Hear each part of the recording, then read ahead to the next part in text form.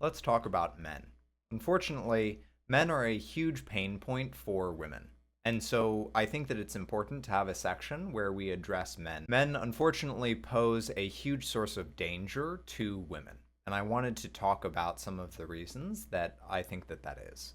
Before World War II, I think that there were much more clearly defined gender roles. So women stayed at home and took care of the home and family, and men went off to work and earned the money. When a huge majority of men were drafted, women were forced to enter into the workplace in positions that they had never been allowed to fill before.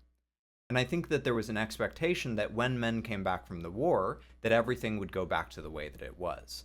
But instead, women had taken on a new role within their gender. And they said, we're not going home, we're going to continue working like we have been. And I don't think that men ever really knew what to do with that because it was such a fundamental shift from what had been. And so I think that during that time, men lost track of what their role in society was. And one of the things that I see across genders is that when people don't know what their role is, don't know what their purpose is, don't know why they're doing what they're doing, it causes all sorts of suffering.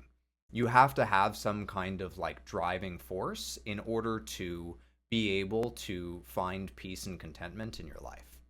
So I think that in general, it is very hard for men to know what they're supposed to do, what they're not supposed to do, how sensitive to be, how strong to be, and finding that balance can be really, really challenging for them and make them feel sort of lost. I talk a lot about this in the men's mental health course that I make, but essentially, men are not encouraged to express themselves emotionally. In fact, they are actively discouraged from expressing themselves emotionally. And so what happens is that those emotions get suppressed. And when emotions get suppressed, they remain the age that they were when they were suppressed. And so what tends to happen for a lot of men, what I see working with a lot of men, is that they are in adult bodies, but their emotions are still that of children. Now, this is different for women, not always, some women also get their emotions suppressed. But it is different for women because women are often encouraged to talk about their emotions. They're encouraged to, explore emotionally.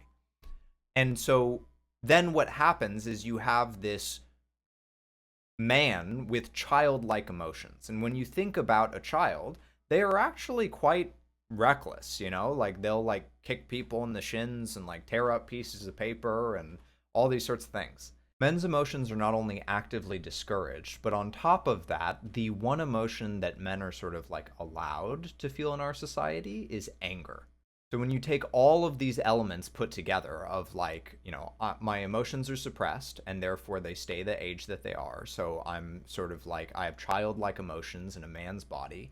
And then on top of all of that, the one emotion that I have been allowed to express is anger. You get a very dangerous combination.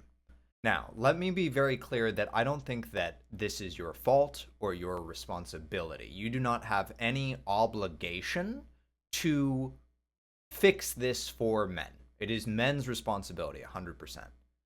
And if we are going to address this problem, I think that it is going to take everyone lifting together. Part of the work that I do to empower women is to help raise men's emotional intelligence. But I think that in individual relationships, especially romantic relationships, which is like one of the few places that men actually express themselves emotionally, it is so important for women to be aware of this and to encourage men to express themselves emotionally in places outside of their relationship, to encourage men to emotionally connect with their other male friends. And so in doing this, they now have new tools to deal with their feelings rather than acting out of anger or violence because they don't know what else to do. And so again, it is not your responsibility to solve that for men. But I think that for the men that you really love and care about in your life, it is a valuable practice to help them examine that, because they may not even necessarily be aware that that is something that is missing for them. And so by starting to ask them questions about like what kind of expectations they feel as a man and what kind of expectations they want to fulfill as a man versus just the expectations that they feel they should fulfill can be really, really valuable. So how do you even do this? How do you help men to express themselves emotionally? Well, the good news is I've actually already provided you some tools that will help you in communicating with men. Things like validation are things that men are not used to receiving from people for the most part.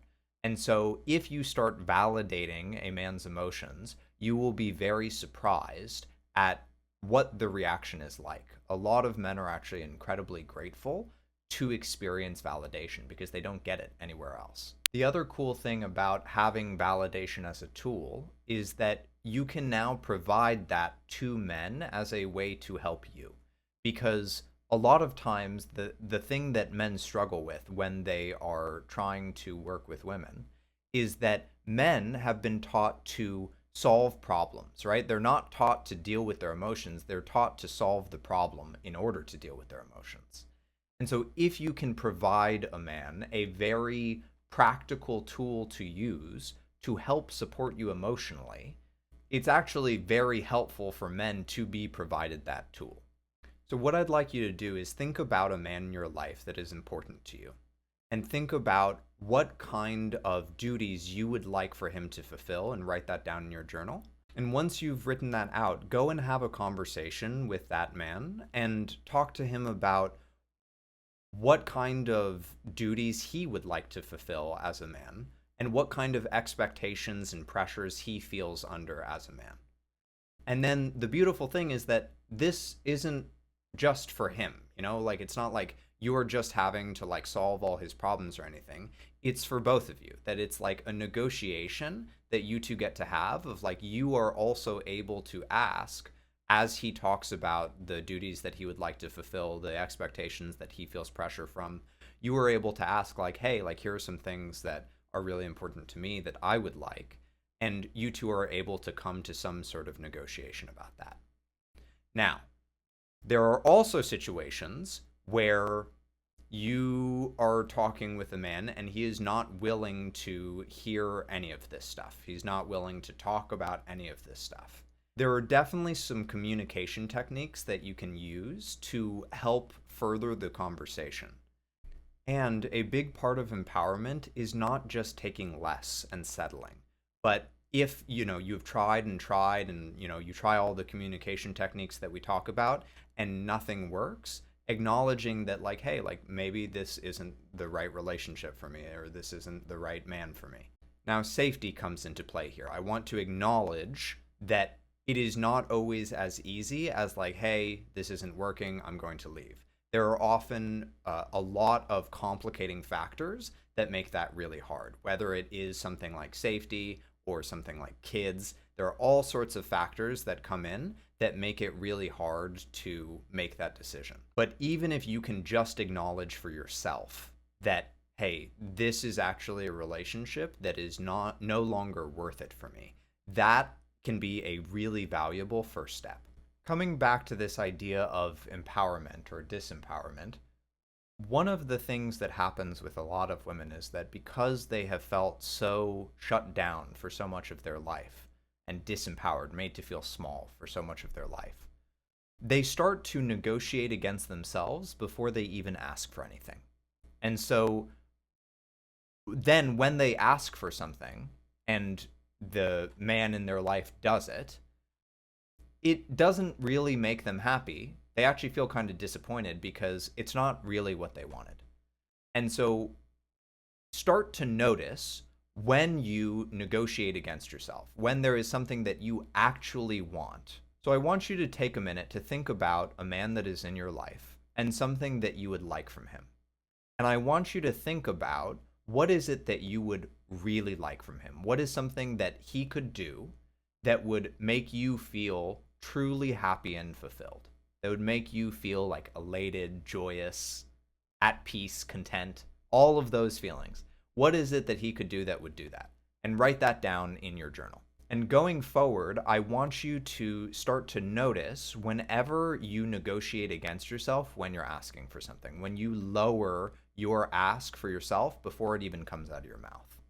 And the extra credit is, if you can, start to try to make the big ask instead.